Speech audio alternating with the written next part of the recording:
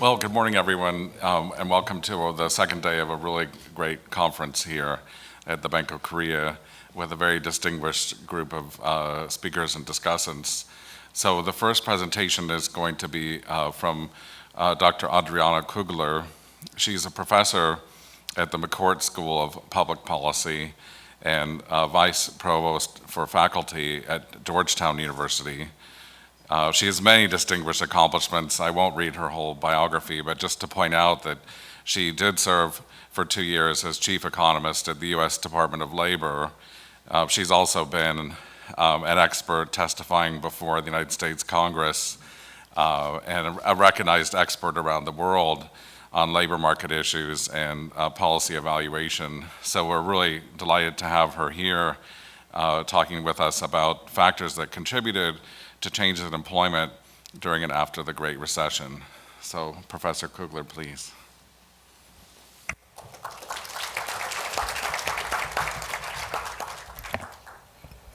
So thank you very much for the very generous introduction, and most of all, thank you for the invitation to the organizers for a superb conference.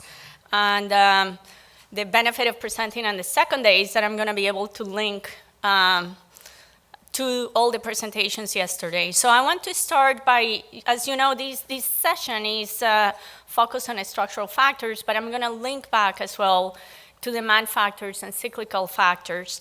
And I want to highlight that even though yesterday there were many presentations, including the keynote in the morning by Min-Shu, including the keynote at lunchtime by Han-Nam Pham, including Giuseppe Bertola's presentation in the afternoon that pointed to the importance of structural reforms, I want to give a word of warning and just say that before jumping onto structural reforms and before deciding on which structural reforms one should adopt, it is very important for us to always understand whether unemployment is driven by structural factors or whether it is driven by cyclical factors, because these will determine what policies one should adopt.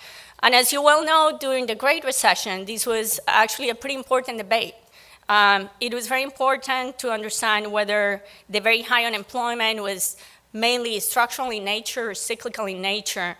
And I think now, and even back in the day when we were making policies about this, we had some pretty good evidence pointing to the fact that the vast majority of the unemployment that we were facing at the time was cyclical in nature, about 2/3, while 1/3 was mainly structural. So I want to present some of that evidence. And the astonishing thing is that no matter what evidence you use and what methods you use, all of these evidence points in the same direction and more or less to the same magnitude. So I want to point to that. Then I want to talk about some of the policies that were used to address the very high unemployment during the Great Recession, and in particular, some of the cyclical and some of the structural policies that were introduced during the time, and point to the effectiveness of these different policies. And I'm going to show some evidence on some of these new policies. So before starting to talk about whether the unemployment during the Great Recession was cyclical or structural in nature, I want to talk very quickly about the developments of the labor market during this time period. Going back to Beth Ann's presentation yesterday, I want to point out that as other recessions driven by financial crisis, the Great Recession was very deep.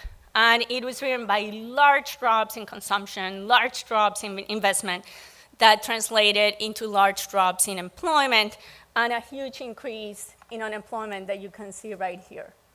So that large increase in unemployment was unprecedented during the post-World War II period, even compared to the early 80s recession, which increased unemployment up to 10.7%. So this increase was of 5.5, this increase here was of 5.7. So even though this was very large, this was totally unprecedented during the post-World War II period. The other thing to note, which Beth Ann also pointed to yesterday, is that the recovery was also fairly quick. It was fairly steep, especially when you compare that to the recovery during the early 1990s and early 2000s. So much steeper, but not steep enough and certainly not as steep as that recovery in the early 1980s and in the mid-1970s. So 2 reasons for that. In particular, in contrast to previous recessions since the 1960s, government jobs and public employment was not contributing to the recovery. And this is very striking. These are the jobs in public employment after the Great Recession, the change. So you can see there is a decline in public employment. This is the Great Recession recovery. So this is after October 2009. So aside from this temporary blip from the census hiring, this was a decline. This compares to what you saw in previous recessions. This one here is a recession in 2001. This one here is the recession in 91. This one here, the early 1980s recession. And this one here is the mid-1970s. So a strike difference, no contribution of public employment during this time period to the recovery. The second thing I want to point out is what Aisha Gould pointed out yesterday in her work, which both Steve in his work, Steve Davis and John Haltiwanger and others have pointed to before, which is the fading dynamism of the US labor market over the past 2 decades. So this reduction in the growth of startups, the growth of small and young firms has basically made the US labor market less dynamic. And as pointed out by Aisha yesterday, this is lower job creation during upturns has translated into a slower recovery. So although we are now to 5% unemployment rate, we're not quite back yet to the 4.5 we had before pre-recession. So this can be seen in another way. It's not lack of dynamism in terms of layoffs. It's not lack of dynamism in terms of dismissals. It's really lack of dynamism in terms of job creation.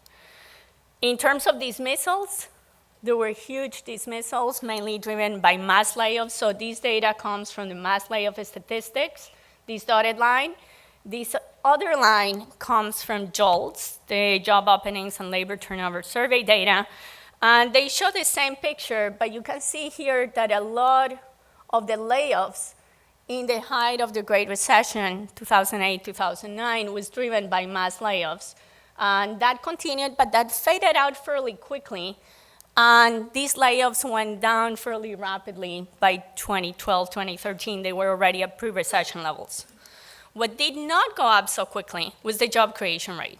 So job vacancies and job openings just did not increase at the same pace to keep up with absorbing all of those unemployed who were going into, those people who were going into payroll, into unemployment at the time. So at the time, if you look at vacancy to unemployment ratios, at the height of the recession, there were 7 unemployed per job vacancy. This was up from 1.4 pre-recession, and it stayed pretty high even up until 2013. It was 2.64. Right now, it's at 1.4 again. It's taken 6 years to get back there. So once again, job creation has taken a long time to recover after the Great Recession. And even though job creation has recovered, there are really 2 tails in the labor market. There is the long-term unemployed and the short-term unemployed. So some people have managed to get back pretty quickly into jobs.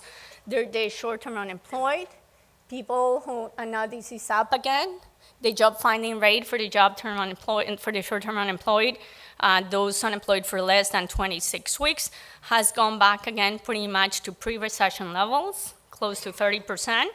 But there's some people who have not been able to find jobs again. These are the long-term unemployed, people unemployed for more than 26 weeks, and they remain with a job finding rate of about 10%. Now, this has generated a certain amount of hysteresis. So even though this is cyclical in nature, right, this unemployment is cyclical, it's turning into a structural issue.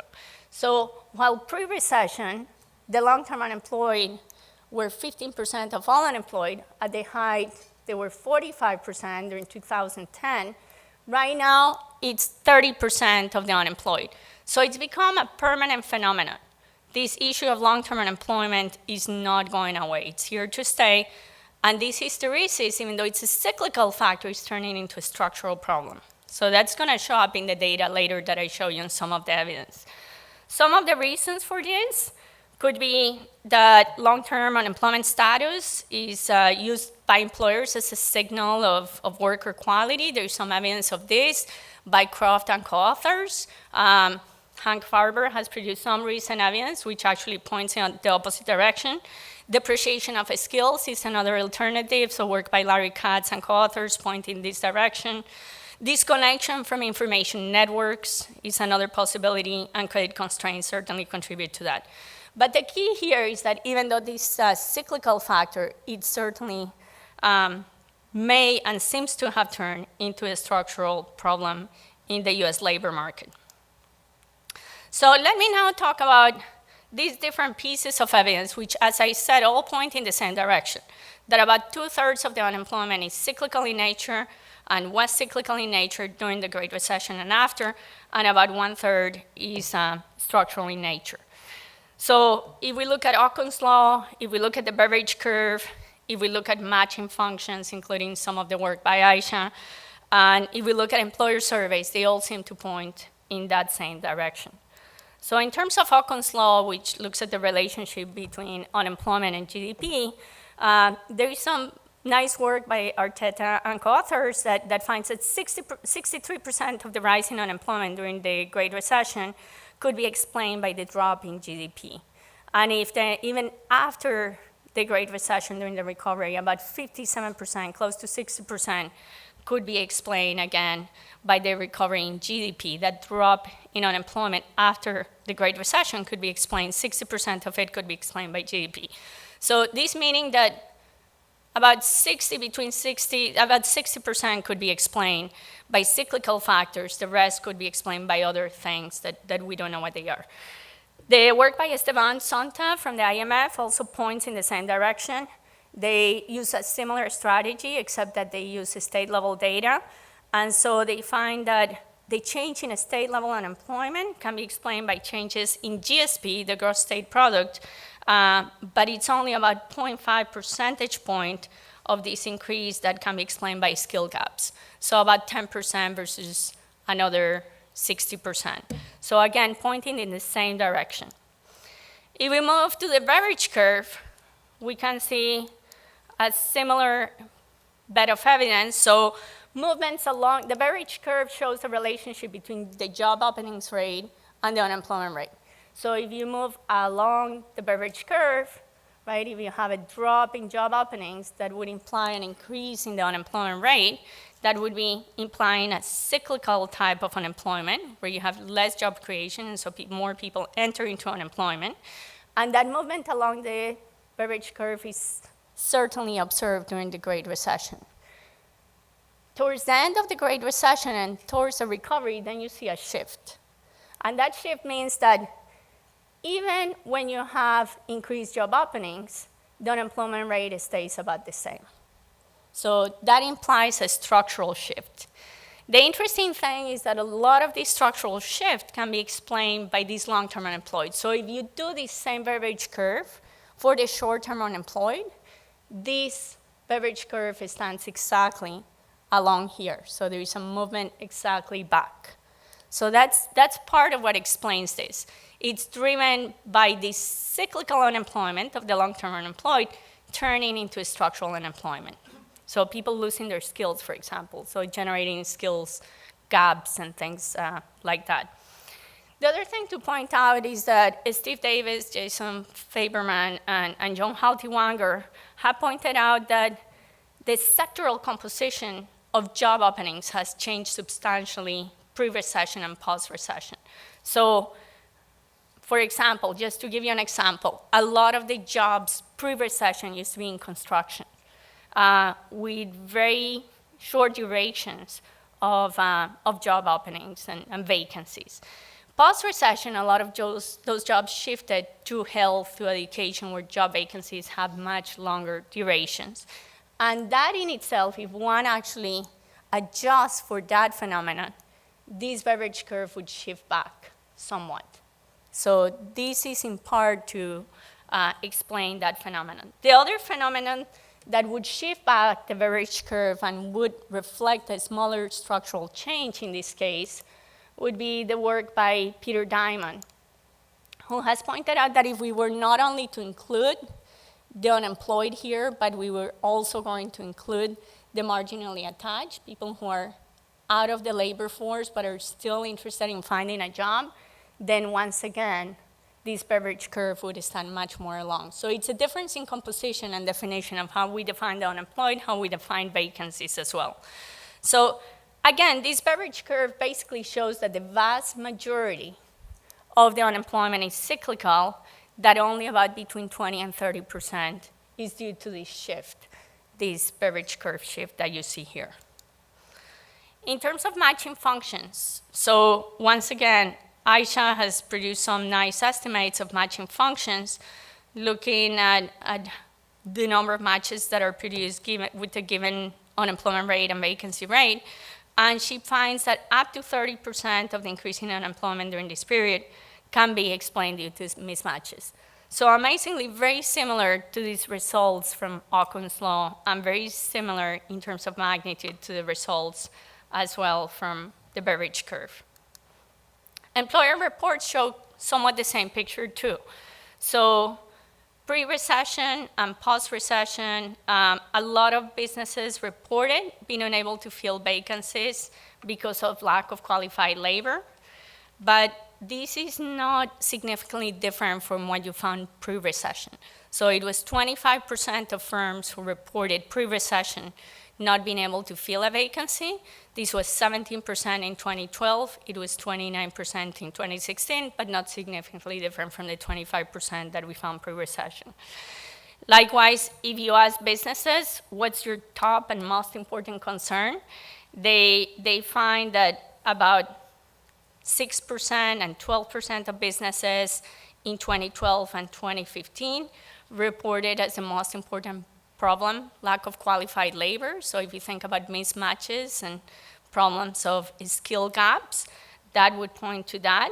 But between 25 and 60% reported poor sales, indicating once again that this is driven by lack of demand, even though the economy has recovered tremendously since the Great Recession. So all of these points to the importance of cyclical unemployment, the fact that the vast majority of the unemployment during the Great Recession and its aftermath was driven by cyclical factors. So given that, obviously, a lot of the policies during that time period focused on that slack demand and tried to focus on policies that were cyclical and target the cyclical aspect versus the structural aspect, such as, for example, skill gaps and other factors that are driving unemployment up on a permanent basis. So let me talk about some of those policies. So the most obvious one was the Recovery Act, passed in February 2009. So $800 billion were poured into the US economy, which included money for contracts, grants, tax cuts, income support, and that was distributed throughout the US in different states. Ferenc Sacerdote, and also the work by Chador Reich and others, actually exploits this differential distribution of these resources across states and over time to try to figure out what the impact of that fiscal stimulus was. Ferenc Sacerdote find fiscal multipliers of between 0 and 2. They find that if you put in $100,000, you create between half a job and one job, so it's a pretty expensive price tag for a job, obviously. But Chador Reich et al., they actually are a little more careful about their analysis. They use Medicaid spending, and they actually instrument and they do some more technically credible stuff in their econometric analysis. They find that the $100,000 creates about 4 jobs, and they find much bigger effects in terms of employment creation. So that was the pure fiscal stimulus. There were also tax holidays for workers. So workers during that time, during a lot of that time post-recession, were given tax cuts in terms of the contributions that they had to make in terms of Social Security contributions, between 3 and 4% during that time period. And Zandi here again finds estimates, multiplier effects, fiscal multipliers about 1.3. So the idea being you put money into the pockets of workers, they go out and spend, and this creates consumption, and this in turn generates employment. That was the effect that he found. There were many other initiatives, though, that were much more targeted. So the HIRE Act, the Work Opportunity Tax Credits, were credits targeted towards employers, trying to give incentives for employers to create jobs, to get them to hire more and to have more job creation. So prior to this time, there was very mixed evidence about the impacts of these tax credits. Katz finds moderate impacts based on data from the 70s and 80s. Gary Burtles had found that actually these tax credits could be really stigmatizing. And Newmark and Grijalva more recently have studied tax credits throughout the US, and they have found moderate effects on targeted credits. So I'm gonna show you some evidence here. I exploit the fact that these credits were introduced during this time period to certain groups, in particular disabled veterans. They were introduced to disconnected youth, meaning people who are not working or who were not in school and who were between 16 and 25 years old. And then you have, during this time, the HIRE Act, which was targeted towards unemployed. So let me show you some of the evidence. So this is a difference approach, taking the disabled veterans compared to all others, non-veterans. And the effect here shows some of an effect. But if you actually focus on the group that should have been affected, which are recent veterans, veterans who came back from war in the past 5 years, the effect actually disappears. So this shows no effectiveness of these tax credits for veterans. When we do the triple difference approach, so we use disabled non-veterans and non-disabled veterans as a control group, which is a better control group, we find that effect if we focus on the whole veteran population, but once again, the effect disappears for the recent veterans. So no evidence that these tax credits were actually effective for veterans. However, we do find a pretty sizable effect for disconnected youth. So these tax credits seem to be effective for disconnected youth, about 4.7% increase in employment for this group as a result of these tax credits. In terms of the HIRE Act, which focused on the unemployed, an increase of about 2.6%. And in addition, during this time period, we also find that another one of the important initiatives were extensions of unemployment benefits. So contrary to what people think, right, that what we need to do is cut back benefits, during this time period, there were some important extensions of unemployment benefits, actually accompanied by active labor market programs. So these active labor market programs, including the REA, the reemployment eligibility assessments, and as well as self-employment assistance programs. So in this case, we find also a fairly sizable effect of about 6%. So that's the effect that we find of these policies. Now, let me just close out. So talking about some of the structural reforms taken and structural policies taken during this time period, focusing on displaced workers, many of whom had been displaced even prior to the Great Recession, and that is illustrated by the work of David Otter and David Dorn, for example, driven by trade displacements, show very little impact of those initiatives. So including trade adjustment assistance doesn't seem to be definitely not cost effective. It may have positive impacts, but the cost is too high to justify their continued existence in the way they're designed. Skill gap policies, again, this has been an area that has received some attention, but it's too early to try to produce evidence on their impact. There has been a transformation of the work for investment system in order to create greater links between demand and supply, between the skills that are provided by colleges and the demands from the labor market. So that's been happening. Obviously, other policies that could be introduced to target structural issues are policies such as what Minshu mentioned yesterday, which is this elimination of the labor tax wedge. And this relates to these tax credits that I pointed out before, except that that would be on a permanent basis. And there is some evidence that this actually works. There's some impacts, some previous work that shows moderate impacts of payroll taxes, the reduction of payroll taxes, and the extension of these tax credits on a permanent basis. On the increased flexibility side, which is so touted, I think one has to be a lot more careful.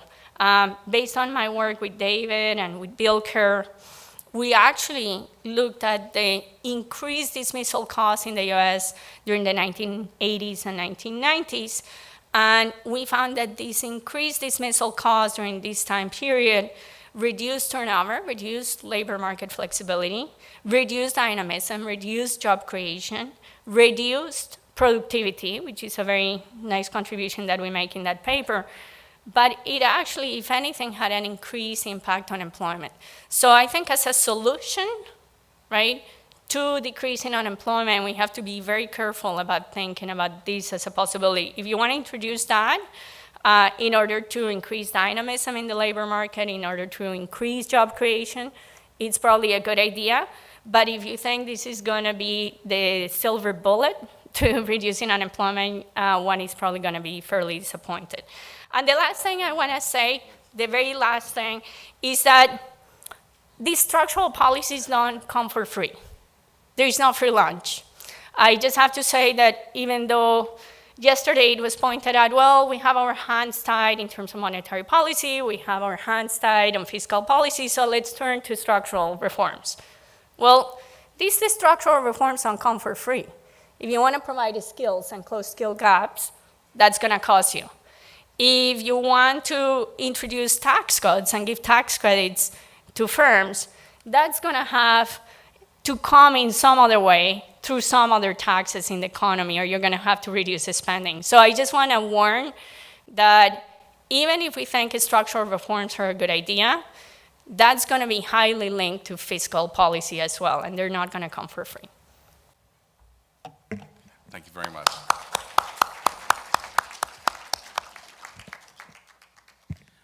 So we're going to follow Professor Sargent's algorithm with having the discussant follow each speaker.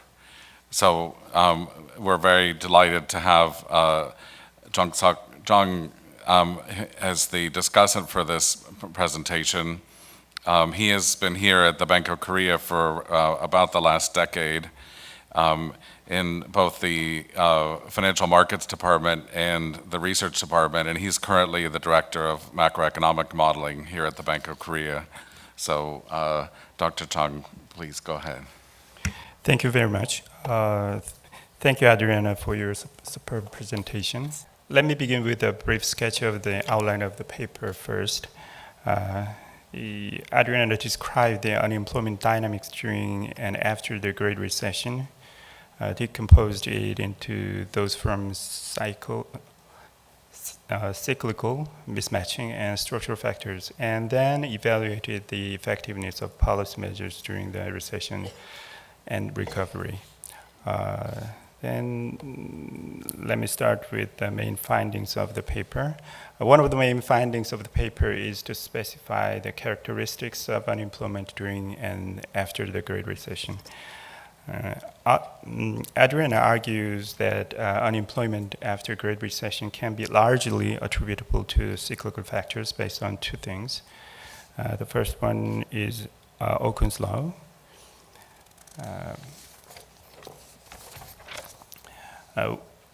Which tells about 60% of the rises and falls of unemployment during this period are explained by the change in output. Secondly, she shows that a large part of unemployment rate that movements were alongside the Beveridge curve. She also introduces a number of studies that shows shifts in the curve, though. And then she mentioned that the long-term unemployment increased sharply during the Great Recession, which means that there is some structural changes in the market. And the second contribution is to estimate the effect of job policies on employment. As for cyclical policies, she empirically evaluated Recovery Act, Work Opportunity Tax Credit, and hiring incentives, and found significant positive effects on employment except work opportunity for veterans. And this is for the policies of long-term unemployment. As a matter of fact, she delivered with a PowerPoint, but my discussion is focused on the paper while you in the books. The second contribution is to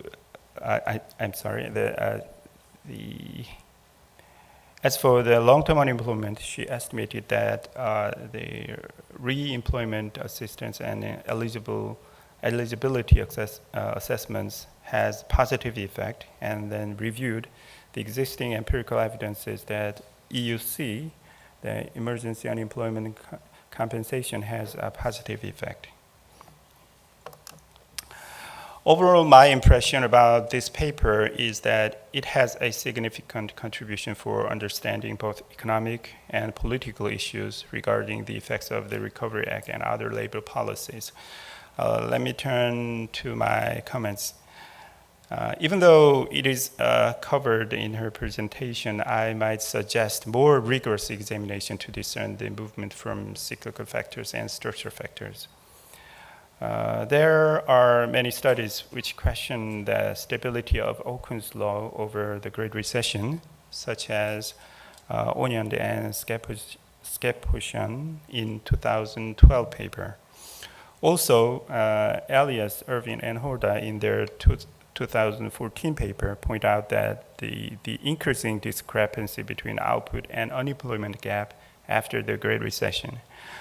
Moreover, there were some instances where the payroll employment and unemployment rate gave different signals for the labor market during the recovery, and that is why the Fed developed the Labor Market Condition Index in 2014, which can be a signal of structural change. And the second comment is I would like Adriana to explain a little more about the empirical works for a better understanding. For example, labor policies vary in terms of direct and indirect ones, as well as structural and counter-cyclical ones. And the transmission mechanism and length depends on the characteristics of the measures. Some measures this paper reviewed are more structural and seems to take longer to affect the employment. I'm curious if the estimation models cover this kind of variations. In addition, Adriana mentioned a couple of other policies during this period, including both cyclical, for example, tax holidays, and structural ones. And some of them seem to be effective in your estimation period, but are not controlled. I was curious if your estimation results do not depend on those uncontrolled policy effects. And my third comment is about estimation result, especially impact on working opportunity tax credit on veterans' unemployment. I was thinking about the possibility of the breakdown of the random sampling assumptions that are required for treatment effect type of estimation. Suppose people who decide to quit their job in hard times have a better ability to get a job than those who quit in good times, and thereby do not depend much on WOTC, then recent data results, which have larger portion of those who became veterans since the Great Recession, can be less significant. Similarly, it is possible to think that the WOTC may affect the Army's decision to quit, which will give similar results.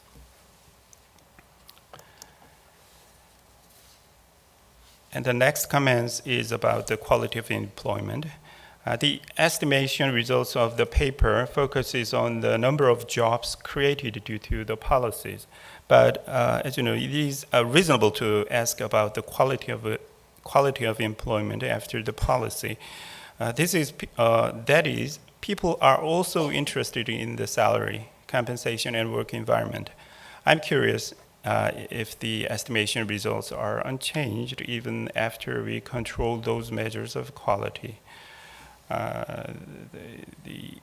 For the first bullet, in Korea, the government encouraged job sharing, which may create jobs at the expense of reduced benefits of the current workers.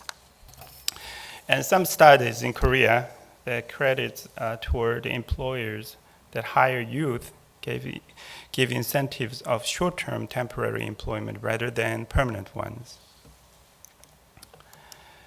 And finally, I have taken a look at Korea's labor market and see what are similar and what are different between Korea and the US.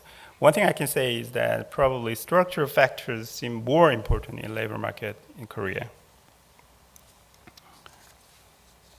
Let me show you the two figures. This is the first one where you can find that Okun's law is almost flat since the financial crisis in 2009. As you can see, the blue dot line is the relationship between the GDP gap and unemployment gap between early 2000, before the Great Recession. And the red line counts for the relationship in just after the Great Recession. As you can see, the line is flattened.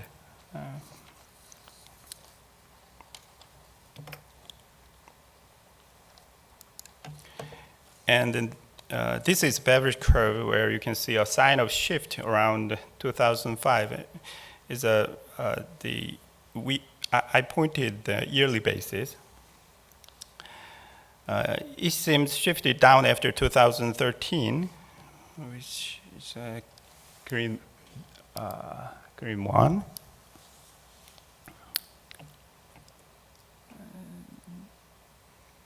But it is not sure because there have been large discrepancies between employment and unemployment in Korea since 2013. I think both figures show the importance of structural factors in Korea's unemployment, and further investigation to identify those structural factors and find the solutions would be very important. Government policy in Korea has been shifting toward a structural reform. During the period of crisis, our policy was very counter-cyclical, where 2/3 of the total job-related expenditure is for direct hiring people, where the OECD average was only 1/6. But now the government is seeking to change the fundamentals, such as mitigating wage inequality, renovating the evaluation and promotion system, changing the wage system from based on tenure years to performance.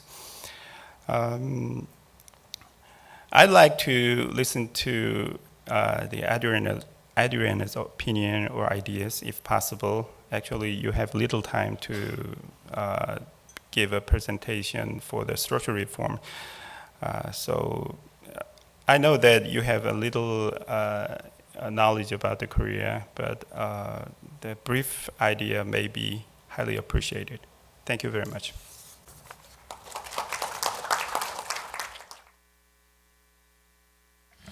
So our next presentation is from Romain Duval, who is a very distinguished economist. He spent a number of years at the OECD, including leading the flagship publication of the OECD, Going for Growth. When he joined the International Monetary Fund, he was the chief of regional studies in the Asia Pacific department, and now he's a senior advisor in the research department, leading the agenda on structural reforms. So we're really glad to have him here to talk with us about the macroeconomic effects of labor and product market reforms in advanced economies. Romain?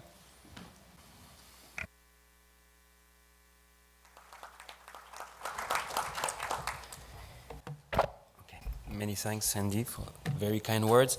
I want to thank, like, all of the speakers, the organization, the organizers for the fantastic conference. It's my second time here, and perhaps, it's even better organized with even higher quality paper than last time, which was already a very high standard, so thanks so much.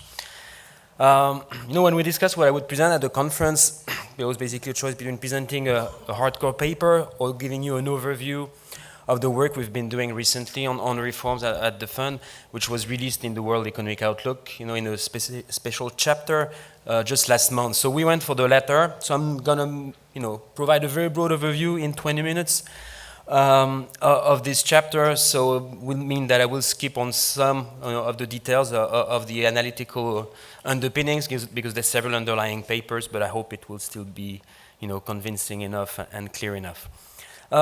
Motivation for this chapter on the macroeconomic effects of labor and product market reforms is pretty clear.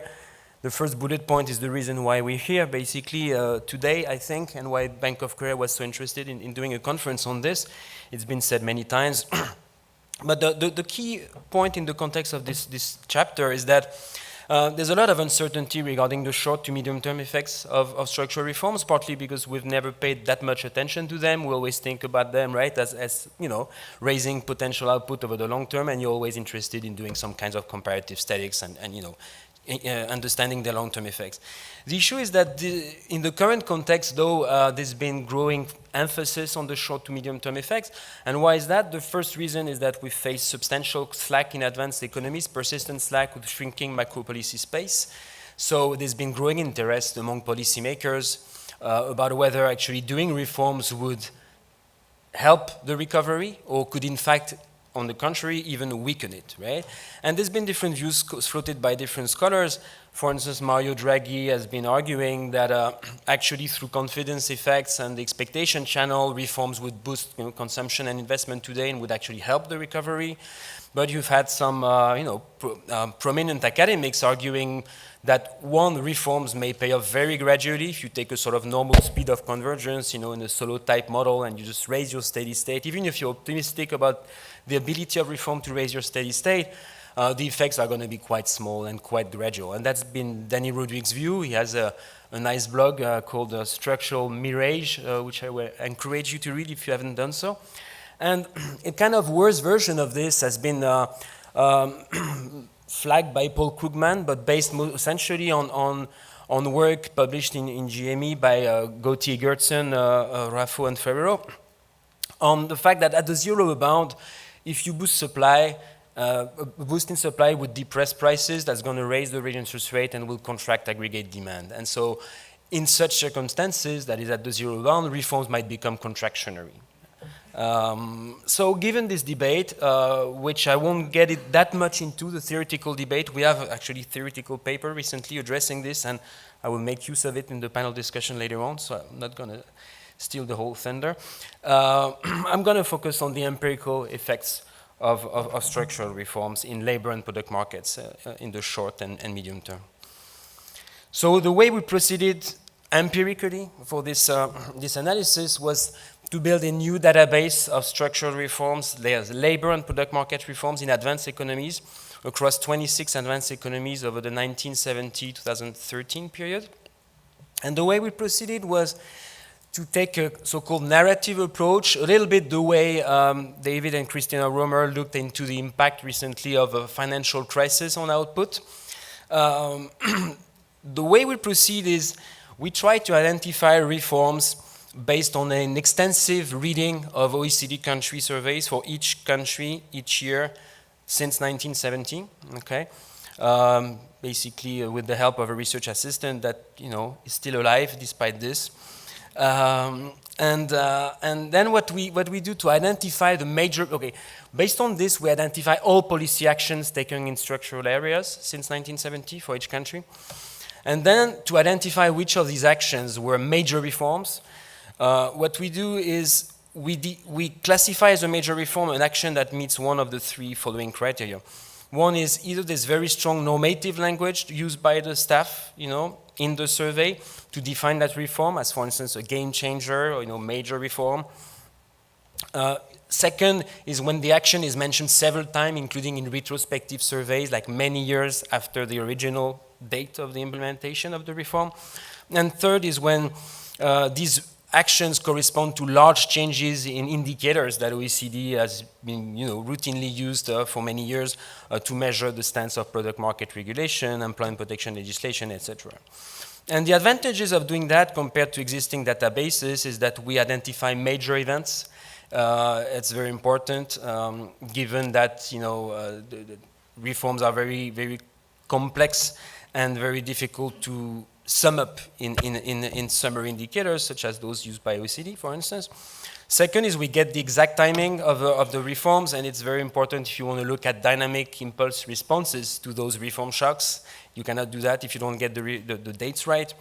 And we are able to cover reform areas for which no indicators actually exist, and so that will provide further insights.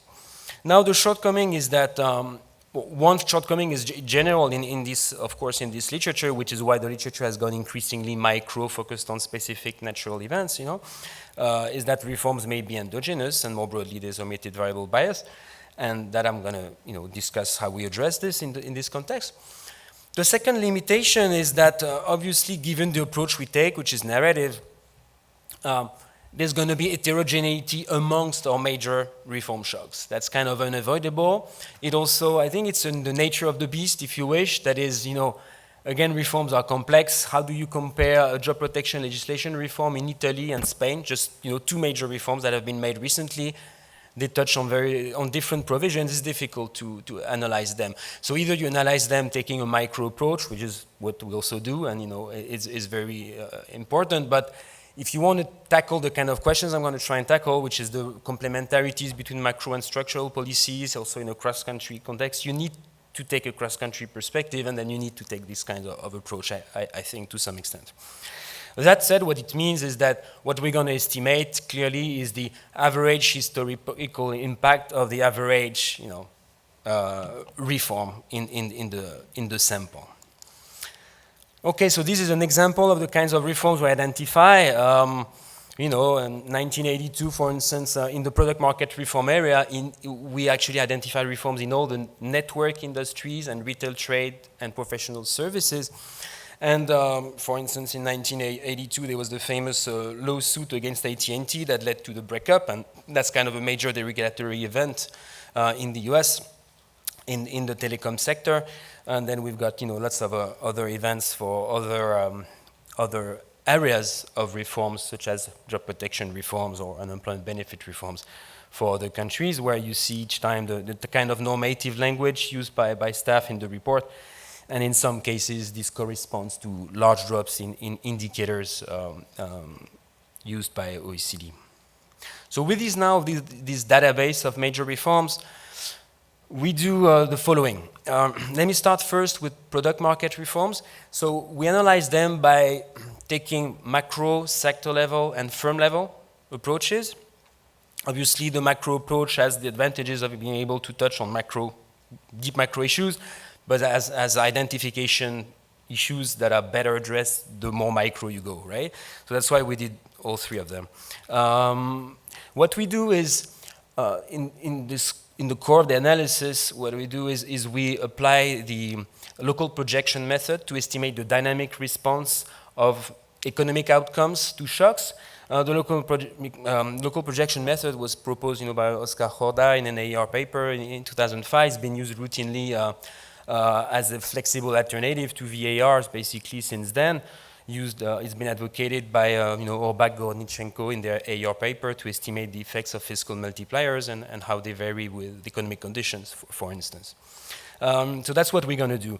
And the approach just involves estimating this simple equation that you see there, where basically for k different periods, k equals k varying from 0 to 5 in this case, we estimate the following equation, where R is the reform shock, right? X is a bunch of controls. We got country and time fixed effects, and then we can basically report the beta k and their standard deviations directly, and that's how you're going to plot basically the impulse response to the shock. Now, when you do this, of course, as usual in macro analysis, the reforms can be endogenous, and especially to future outcomes. So what we try to do is to address this issue by controlling for expected growth in the form of IMF World Economic Outlook forecast at the time of the reform, right? So this way we control for this reverse causality. And the other thing that we do is we control for other reform shocks in other areas, given that the major source of omitted variable bias in this kind of analysis is the fact that reforms can often come as packages. Countries would implement, labor and product market reforms at the same time. So we control for all the reform shocks in other areas at the same time. So that's kind of the macro approach that we take. And then when we can rerun the same kind of analysis at the sector level, where we can do, for instance, I mentioned to you the say, telecom industry or the electricity industry. What we do is we build a panel of sector level data where we rerun this kind of analysis, but when now the shocks would be identified at the sector level, right? So in the electricity sectors, telecom sector, railways, etc., etc. And when you do this, of course, you're better able to control for macro shocks in the form of country time fixed effects. And second, you're also able, in some cases, to instrument the reform shocks. I won't get into this, I encourage you to read the chapter, but one nice and smart way we can instrument reform shocks when doing the analysis at the sector level is, in particular, given that many countries are EU countries, we can use EU directives, which have been, instrumental in forcing reforms on two countries in the European Union, and with different time lags, because some countries have been basically dragging their feet a lot more than others. So this is a way you can instrument the reform shocks. And finally, we do also this kind of analysis at the firm level using the Orbis dataset that we've extended so that it covers the period from the mid-90s to the late 2013. Okay. Now, when it comes to product market reforms, a growing issue in the literature has been the fact that product market reforms can generate spillovers both backward and forward. That is, if I deregulate the electricity industry, it's going to benefit disproportionately the productivity of industries downstream that use electricity more intensively. Right? This resonates also in the trade literature, where there's actually quite a few top papers that have looked at just this, the fact that input liberalization benefits disproportionately those industries that use these inputs most intensively. Right? And so we analyze this in a kind of in a simple diff framework. That's the second equation, where basically we're gonna compute for each industry a weighted average of the reform shocks in upstream industries, where the weights will be the weights of each of these upstream industries in the inputs of the industry considered, right? To capture this intuition that I mentioned, that the industries are going to benefit disproportionately from the reforms are those that use most intensively the inputs of the deregulated industries. Okay. Now for labor market reforms, we do the same thing, so nothing is different here, except two things. One is to try and analyze the role of macroeconomic conditions in shaping the short-term response of the economy to reforms. We interact the reform shocks with this so-called smooth transition function that has been used by Orbach and Gordinchenko in this same AER paper that I mentioned to study the differential effects of fiscal policy shocks in good and bad times. And this smooth transition function is basically a logistical function of the growth rate of the economy that's going to be converging toward 1 when you're in a recession regime, right? And converging towards 0 when you are in an expansion regime, right? So this is going to be helping us identify whether the dynamic response of output or employment to a given reform varies depending on the initial state of the economy, okay? And then we're going to redo this exactly the same way to look at whether there's any complementarities between macro and structural policies by computing this F function, this time not as a function of the growth rate, so to give you an expansion versus recession regime, but as a function of government consumption shocks to give us a fiscal expansion versus fiscal contraction regime, right? And the government consumption shocks, we take them as IMF WEO forecast errors on government consumption, right? And these are orthogonal to the reforms and to economic outcomes, which makes them suitable. Okay, and final thing, and then I'm jumping into results, is for job protection legislation, just the way we proceeded for product market reform, we also do analysis at the sector level, also again with the Rajan Zingales type of approach, where here the identifying strategy is that when you do job protection legislation reform, it should benefit disproportionately those industries that have higher so-called natural labor turnover rates, right? There's some industries that need a lot of churning, there's some industries that need much less churning, and you would expect those industries that need more churning to be benefiting disproportionately from the relaxation of a constraint on churning, basically. Okay. So here is the dynamic response we estimate of different macro outcomes to these big reform shocks. I should stress, by the way, that the limitation of the approach typically all go, that is the fact that there's heterogeneity across our major reforms, the fact that there's small reforms in our control group. All of this means that there's going to be actually, all of this is going to bias the results toward not finding effects typically, right? So to me, at least, I think the fact that we find effects suggests that there's something out there. So now with this in mind, for product market reforms, what we find is that indeed, historically, these big deregulation shocks have had medium-term effects on GDP, but these have taken a few years to materialize. That's what you see in this left chart, where you see the confidence, right? It's even the 90% confidence interval, basically still encompassing 0 up to the 3rd year after the reform. And what we find is that there's not been any significant impact, statistically significant impact on employment. And when we do the analysis at the sector level, we actually find the same, which is that mostly these deregulation shocks have led to no increase in employment, no increase in investment, mostly an increase in TFP. That I won't illustrate here. But, and then when we do the analysis at the sector level, so the left chart shows you the direct impact. We have all scaled, in sort of GDP, percentage point of GDP units, but it's all done at the sector level. The left chart, panel 1, shows you the direct GDP impact of deregulation in the deregulated industry. And here's the same. We find, significant medium-term effects, but that take time to materialize. And likewise, we find spillovers on the using and on downstream and upstream industries, but those also typically take time to materialize. That's what you see in panels 2 and 3. Now, I'll skip that because I don't have time. But we did firm level analysis. The firm level analysis, we can only do it on incumbents because Orbis is not a great data set to look into entry and exit. But what's kind of striking is even if you restrict yourself to incumbents, you find actually a very strong and this time, immediate effect on output and productivity, and in this case capital, for incumbent firms. It's a little bit surprising because you would expect them to be displaced, and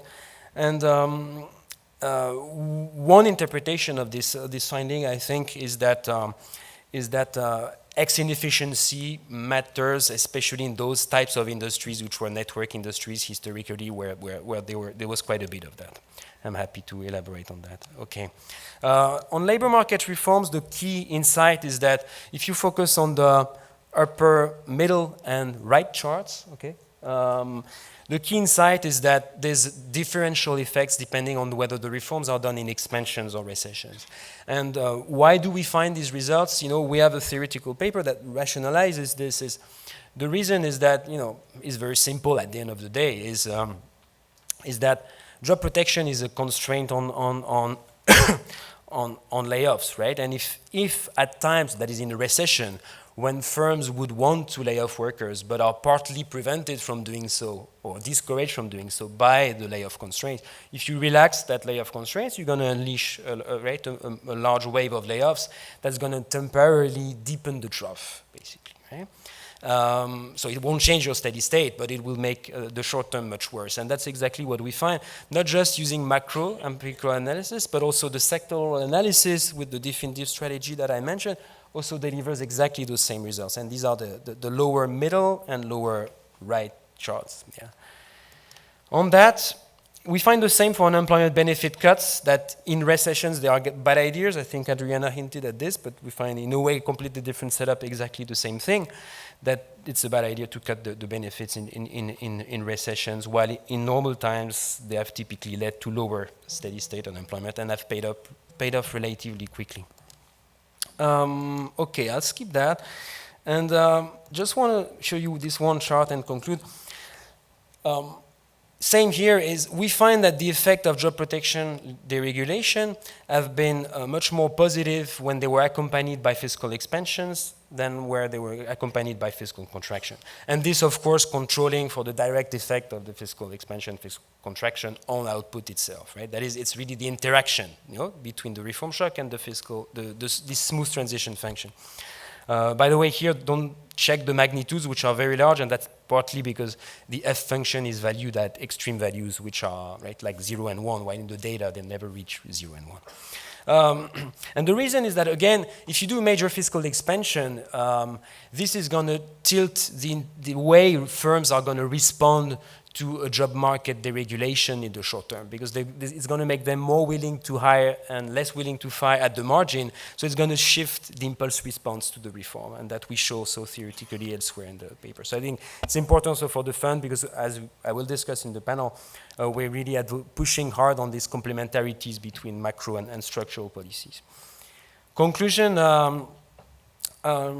just on the second bullet, maybe the contribution of reforms. So reforms do pay off over the medium term, but the contribution is likely to be modest in the short term. That's important also for the fund in the context of IMF programs in Europe, for instance, where there's lessons to be learned on that, I think. The effects of reforms, some reforms, at least labor market reforms, depends on overall economic conditions, and some of these reforms can have weak to negative effects when carried out in bad times. And that, to me, calls for complementing these reforms by macro policy support, especially when they're done in bad times. Second, prioritizing the reforms, starting with the reforms that have better chances to pay off quickly in bad times, such as product market reforms.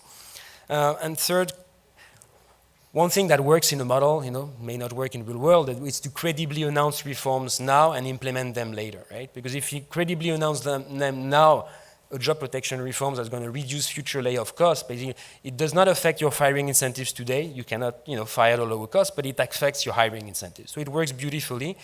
In practice, one way to achieve a little bit the same thing is to grandfather the reforms. That is to apply the reforms only to new contracts, and that's what's been done recently in Italy and Spain, and that's why we've not seen these short-term costs that I've described, I think. The significant deflationary effect, I will come back to it during the panel, but basically my sense is this zero-lower bound issue has been a bit overstated, because it's not very clear that the reforms are that deflationary in the first place. And finally, of course, this last point maybe is not, for an academic audience, but for a policy-making audience, I think is always important. That's why I have it here, is the fact that, sometimes policymakers feel that reforms are going to maybe affect their trend growth rates, or are maybe excessively optimistic about the gains from reforms. So I just want to remind, reasonable people that, they have mostly level effects, and these effects tend to die out after a few years. So, they are certainly worth doing and should be done. But you should not, expect that they would, on their own, for instance, undo the trend slowdown in TFP, or that we've seen that actually since the early 2000s, and even way before the global financial crisis. Thank you.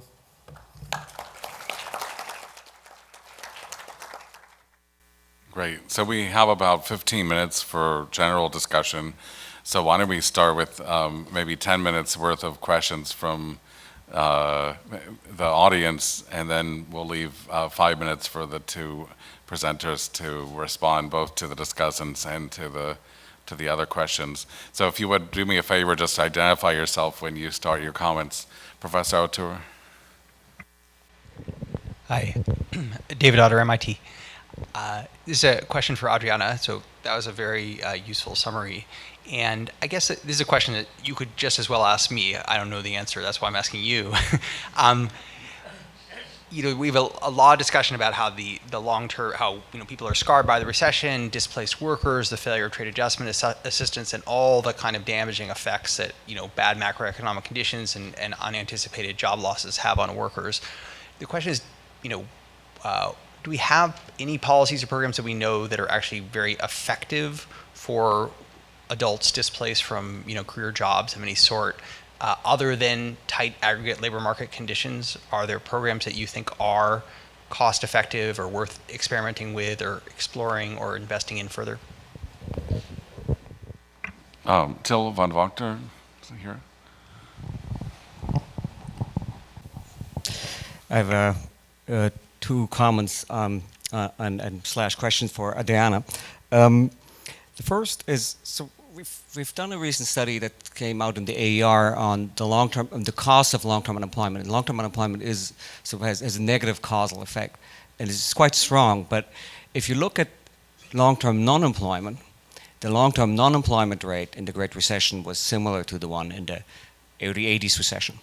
And so I would recommend talking about that as well, because how people report themselves changes with the institutional environment. And the bottom line, if you take sort of the large cost of long-term unemployment with a similar incident, goes back to the point that Dr. Wilson made yesterday. Well, all recessions are likely to be very costly because all have sort of an increase in long-term non-employment. The second is, I really appreciated your point on there's no free lunch in terms of structural reforms. And you talked about the fiscal costs of structural reform, but we know, and what David just mentioned, there's very large adjustment costs for workers to mass layoffs and potentially layoffs during reforms. And that means that from a cost-benefit analysis, at a society point of view, we need to take into account both the potential benefits and the potential losses of the losers. And it's worth thinking about what policies do we have in place to compensate the losers? And so economists tend to sound a bit like a broken record. Well, we need structural reforms, but we would do better and be maybe more helpful in debate if we recognize, well, there are costs and benefits, there are winners and losers, and, well, what can we bring to the table to compensate the losers? And it turns out that that is quite hard. So we just did a study in Germany where we looked at mass layoffs during Germany's extremely generous UI period. So that's before the Hartz reforms. And UI just puts a minor dent in the earnings losses of laid-off workers. And the only real sort of finding, and that goes to what Romain has talked about, that's in a paper with Steve Davis, is that job losses are always very costly, but they're much less costly in good economic times. So not only seem reforms to have better employment effects in good economic times, but they also have smaller costs. Professor Davis here. Thanks for a very interesting session. Comment on the second paper and the discussant. I was quite impressed by the measurement effort in assessment of product and labor market reforms. Also amazed that one person did it all. I'd like to get that person's contact number and try to hire him. But the serious note is I would encourage you, if you've not already done so, to codify your measurement methods. Put as much information on the web about them as you can. Put the underlying source materials in an easily accessible manner, because I see what you've done as something that other researchers can build on or modify. And so there's a lot of work there, and I'd like to see it become the foundation of more work along the lines of what you did. It's really quite valuable. Other questions? Please. May I ask the Professor Kruger? Could you just identify yourself? I'm Musu Kang from the KDI School. The Fed policy of liftoff policy seems to be linked to the change in unemployment rate. I wonder if what happened to natural rate to unemployment after global financial crisis and during Great Recession in U.S. Thank you. Yes, next. Thank you. Hish Kim from Bank of Korea. My question is for Professor Kugler. It comes to me as a big picture. Your graph of Beveridge curve aligns with, I think, the findings of startup deficit and dispersion of productivity among industries found by Professor Alta.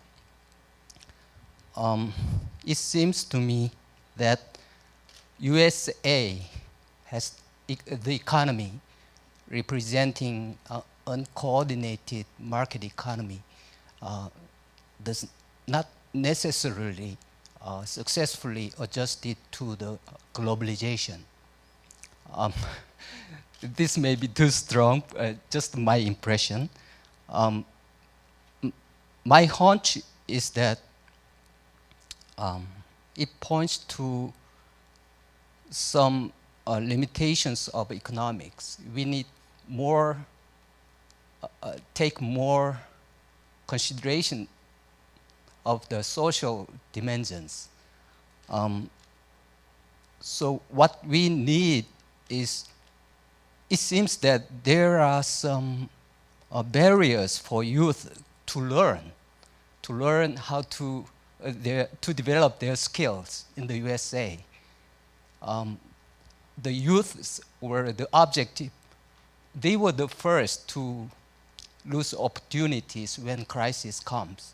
So the society, if it is cohesive enough, they could provide opportunities to young people even during crisis. So the whole picture tells us that having production facility within a country matters. Not only high value added edge of the supply chain is important, such as R&D, design. They are very highly productive, but does not create learning opportunities to young people as many as the manufacturing. So, thank you. Thank you. Other questions in the back here? Ilong Lee, BOK. Adriana's paper, she mentioned that demand efficiency is probably a greater factor than structural factors for the current problem. Then the commentator mentioned about the quality of jobs as potentially a problem in underestimating the contribution of structural factors. I'm just wondering whether you have a view to what extent the lower wages might be contributing to the deficiency in the demand. Thank you. Yes. Ayşegül Şahin, New York Fed. I have a question for Adriana. So, do you think the current state of the labor market is not very good? Because if you look at various indicators, especially the unemployment rate, it's at 5%. And if you take the Beveridge curve estimates and fit a job creation curve around it, we would get something around 5.3% for the natural rate. So it looks like the labor market is pretty much in an equilibrium that's not too far away from where it was before the Great Recession, according to certain metrics, especially if you take into account trend factors that we have been talking about. So I want to hear your assessment on that. Other questions? Please. Shigeru Fujita from Philadelphia Fed. I found the second empirical work in the second paper being very interesting, especially the work on the employment effects of the reform on dismissal cost. But the results that's shown was that the after the reform, employment is going to go down, especially when the reform is implemented during the recession. But that's exactly what you would expect, like you said correctly, because firm wants to fire more workers. But then that sends the very negative effect. But at the end of the day, what we want is a more flexible labor market, and a flexible labor market comes with costs most of the time. And then we wanted to look for a long-term effect, like a productivity effect. Maybe more workers are reallocated towards more productive jobs. That's what we want in countries like Japan or Korea. So I would want to take more positive message from that results. Probably you can argue that you don't want to implement this reform during the recession. Maybe you wanted to do it during the boom, but if you just focus on the immediate employment effect, you would expect negative impact. But I think at the end of the day, you wanted to look for long-term positive impact.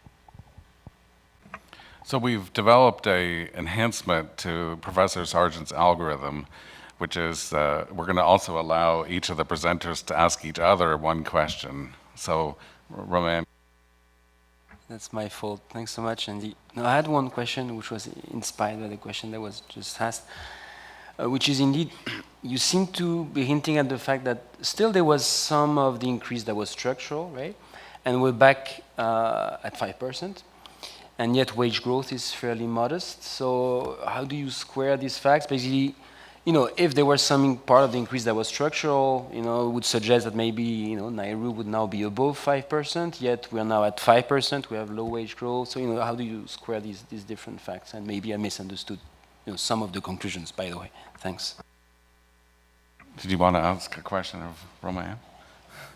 Yeah, I guess I do. Yeah, I had some concerns with your IVs actually, with the endogeneity, the way you deal with the endogeneity of policies. I mean, using other reforms in other areas, using past regulatory stances, which are also endogenous themselves. I don't know how that really helps you very much in addressing the issue of endogeneity. So I guess, and I also had some concerns about the big differences between the aggregate data when you move to the sectoral estimates and the impacts on GDP in particular, which are substantially different.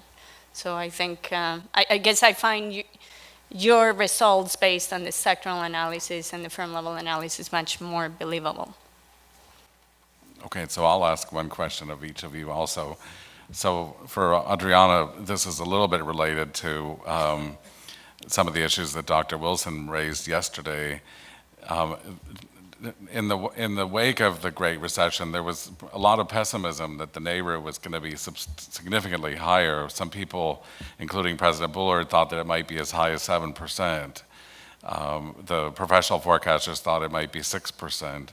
And over the last few years, as the actual unemployment rates come down without significant wage pressure, we've had a sequence of downward revisions to the NAIRU. Professional forecasters' assessments now are below 5. And based on the picture you showed, I wouldn't be surprised if actually the NAIRU today might be 4 or 3.5. It could be, given that we aren't seeing very significant wage pressures. I mean, as Aishigol noted, it could be the NAIRU is actually quite lower than it was before the Great Recession. And the question for Romain is, it seems like it would be nice for you to explicitly connect the monetary policy to your analysis, and it would be easy to do that. You could just add real interest rate, for example, short-term real interest rate as another variable that you put on the left-hand side when you're running these regressions to sort of estimate what are average and what's the range of responses of central banks. And then, of course, in some cases, they might be constrained by the zero bound, and the response would be smaller, and how much difference that seems to make. So let me turn it over to each of you. Let's start with Professor Kugler to spend just 2 or 3 minutes, not for every question that was asked. We can talk during the coffee break, but at least a few highlights. Thank you. Thank you very much for all the very helpful questions. So I'm going to try to get to some of the ones from the audience and the very helpful comments from the discussant. So on David's question, I think and to some of the questions that were asked about the adjustment in U.S. labor markets and what has worked, has not worked, I think we do have some pretty good evidence based on randomized trials, actually, of some of these programs, that wage subsidies, well-structured training programs are incredibly helpful to displaced.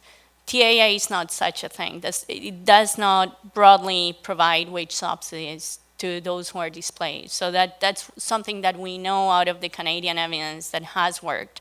On the training side, we have evidence from sectoral training programs, programs that have been very well targeted, learning communities in high schools which help the transition from school to work and which learn people prepare with skills that are relevant in the labor market that have proved to be extremely effective. So it's not that training doesn't work, it's that it has to be well designed. On Til's question, I couldn't agree more. So I think Giuseppe's actually paper highlights this as well, right? It's a political economy process. So if you're gonna pass some of these structural reforms, you have to get buy-in oftentimes. And that's the case of TAA with trade agreements. And obviously, if you're going to pass labor market flexibility measures the way it's passed in many countries, including European countries, right, you're going to have to oftentimes introduce other things. So I agree with you that it's not only that these programs are not free, but sometimes you may have to add additional programs which are going to cost you money. And I think your work and Jesse Rothstein's work and others' work has really highlighted the importance of UI benefits and extending UI benefits during its time periods in terms of keeping people attached to the labor force. So the whole issue about, yes, long-term unemployment is costly, but non-employment may be even more costly once you're already completely detached or marginally attached to the labor force. So I think even though it's costly, if one takes account of that, actually one would find that it would be even more costly not to introduce such reforms. And I think part of the reason why the transition, why we may be back, right, to an IRU of 5.3, and even though there were signs of structural shifts, cyclical factors turning into structural problems, right? I think one of the things that was extremely helpful were these UI reforms and UI extensions introduced during this time period, very much tied to active labor market policies, which allowed that transition for the long-term unemployed.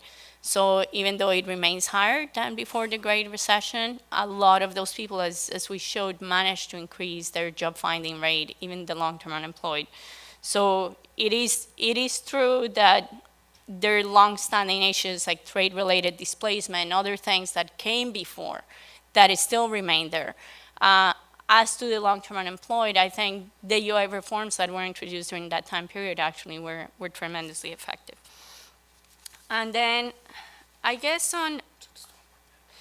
just one more. I guess I do want to address the my discussants' concerns because I think they were very relevant. So just to be sure, it's not that I don't think there wasn't any structural component to all of this, and it was there before and continues to be there. And during that time period, certainly there was the danger that the long-term unemployment would turn into a structural problem and generate this hysteresis. I think the main point was that we have to be cautious about just going directly to structural reforms without thinking about the current conditions in the country. And you seem to point that in Korea, this is a real concern. So we can talk about that later. I think on the controlling for other policies, a lot of these other policies were aggregating in nature, so time effects, time trends, all these other things that we do in the analysis actually controls for that.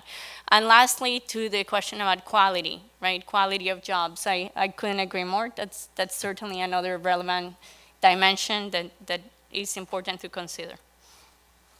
Romain? Thank you. Just want to start first by saying, no, it was not one person that built this this database, so you don't need his contact, Steve. No, the person collected the whole, all the data, copy-pasted basically all the relevant information, right? But we, the three authors, right, we treated the info, so it took a lot of time and effort, and So there's no hidden genius there.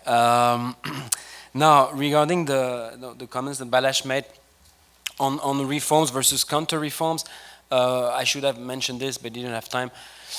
The analysis actually looked at both reforms and counter-reforms, if you wish, reforms that go sort of in the wrong direction. We didn't find any evidence of asymmetry. The effects were pretty symmetric. And in fact, as regards now the reform reversals, which is another issue, reform reversals are a very rare feature of the data. It's kind of a myth, I think.